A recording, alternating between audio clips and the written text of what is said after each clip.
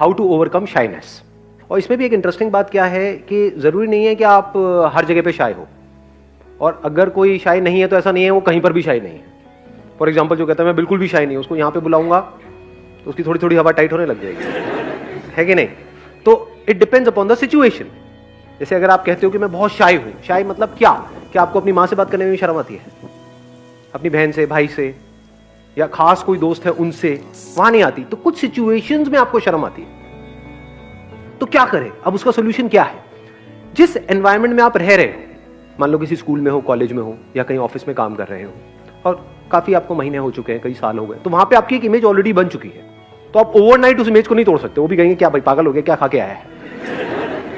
तो अब जो ऐसी जगहें हैं जहां पर के आपकी कोई इमेज नहीं बनी हुई है, ऐसी बहुत सारी जगहें हैं इस दुनिया में नहीं है। कोई स्पोर्ट्स कॉम्प्लेक्स हो सकता है, कोई क्लब्स हो सकते हैं। एटलीस्ट किसी नई जगह पर जाओ जहां पे आपको कोई नहीं जानता है, कोई कोर्स ज्वाइन कर लो, छोटा मोटा ज्वाइन कर लो, कुछ भी। वहां पे पहले दिन से ही अपने माइंड में इसको बिठा करके रखो कि जैसा भी हूं, जो भी हूं, परफेक्ट हूं। बिकॉज शाइनेस के भी कुछ कॉजेज होते हैं।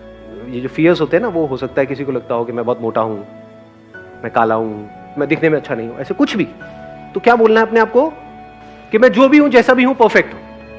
मैं जो भी हूं, जैसा भी हूं, परफेक्ट हूं। मैं जो भी, पहले तो शुरू में मजाक लगेगा, अरे कहां परफेक्ट है, काहे का परफेक्ट। लेकिन थोड़ी देर में विश्वास होने लग जाएगा, मानने लग जाओगे कहानियां ही तो है, और है क्या? कॉन्फिडेंस कहां से आता है? कहानी से ही तो आता है। एक्चुअल में हम अपने आप को जैसी कहानियां बोलते हैं उसी से तो कॉन्फिडेंस आता है। तो आज तक आप एक गलत कहानी अपने बारे में आपने बना रखी है, जिसकी वजह से आप कॉन्शियस हो रहे हो, जिसकी वजह से आप डर रहे हो। तो अब आपने एक नई कहानी बनाई, मैं जो भी हूं, जैसा भी हूं, परफेक्ट हूं। प्लस जहां पर आप जा रहे हो उससे रिलेटेड नॉलेज गैदर कर लो।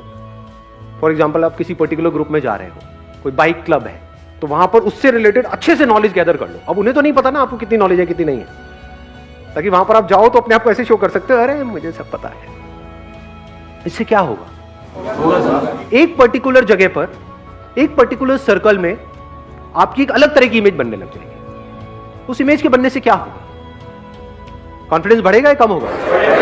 बढ़ने लग जाएगा। अगर इसी तरह से अलग अलग जगह पर, अलग अलग अननोन जगहों पर आप अपनी अलग अलग इमेजेस बना लो, यानी कॉन्फिडेंट इमेज बना लो, तो क्या इसका इफेक्ट वहां पर नहीं आने लग जाएगा जहां पे ऑलरेडी आपकी एक इमेज बनी हुई है? ऑटोमेटिकली आने लग जाएगा। क्योंकि हुआ क्या है, अगर इसको आप ध्यान से समझोगे, ये क्या होता है, हमारे घर में जिस तरह का एटमॉस्फेयर है ना, वहीं से इमेज बननी शुरू हो जाती है बचपन से। ऐसा होता है जब माँ बाप कंपेयर कर रहे होते हैं, तो जड़े क्या है, इसका रूट कॉज क्या है? वन इज फियर, एनवायरमेंट, जिस तरह से हमारे एक्सपीरियंसेस हैं बचपन से आज तक, जो हमने एक्सपीरियंस किया है, तो चाहे हम ऊपर ऊपर लेवल पे बोले भी आई एम कॉन्फिडेंट, लेकिन बचपन से हमारा एक्सपीरियंस क्या कहता है कि जब भी मैं किसी के सामने जाता हूं या चार लोगों के सामने मेरे को कुछ कहा जाता है बोलने के लिए, तो मेरे हाथ पैर कांपने लग जाते हैं, हार्ट बीट तेज हो जाती है। तो हमारा एक्सपीरियंस क्या कह रहा है? मैं नहीं कर सकता, मेरे बस का नहीं है। ऊपर ऊपर लेवल से मेरी बातें सुनकर के आप अपने आप को क्या कह रहे हो? नहीं मैं कर सकता हूं, लेकिन एक्सपीरियंस कुछ और कह रहा है। तो अपने एक्सपीरियंस को बदलना पड़ेगा, तब काम होगा।